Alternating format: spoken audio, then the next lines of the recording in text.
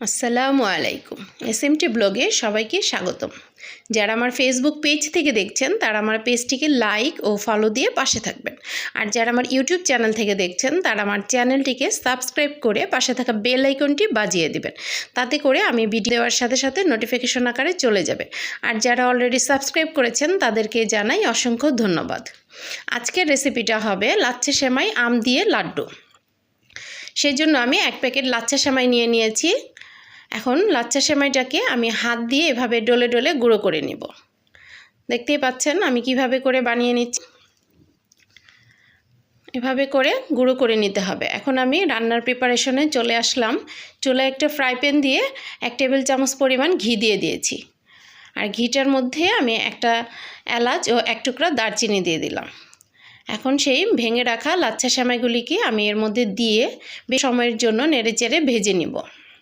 এতে করে ভাজা ভাজা হয়ে গেলে খেতে আরও ভালো লাগবে আর গ্রানটাও বেশ সুন্দর হবে। আর 1 কাপ আমের পিউরি দিয়ে দিচ্ছি। আমটাকে আমি ব্লেন্ড করে নিয়েছি, কোনো প্রকার পানি দেওয়া যাবে না। এই তো এভাবে করে আমি চেড়ে মিশিয়ে নিব সেমাইয়ের সাথে। আর 1 কাপ পরিমাণ চিনি দিয়ে দিলাম। চিনিটা আপনারা আপনাদের স্বাদের ব্যালেন্স অনুযায়ী করে নেবেন। এখন সবগুলো উপকরণকে এভাবে করে আমি নেড়েচেড়ে ভালোভাবে মিশিয়ে নিয়েছি।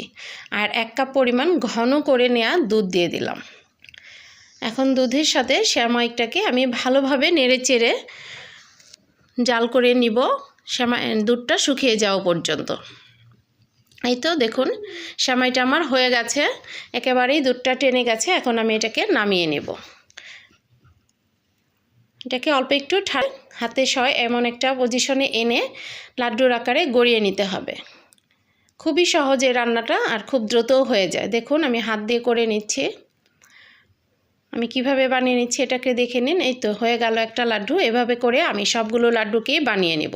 আমার রান্নাটি যদি ভালো লেগে থাকে প্লিজ দেবেন, কমেন্ট করে জানাবেন কেমন হয়েছে। ফ্রেন্ডস অ্যান্ড ফ্যামিলির সাথে শেয়ার করে দেবেন। সবাই ভালো থাকবেন। আল্লাহ হাফেজ।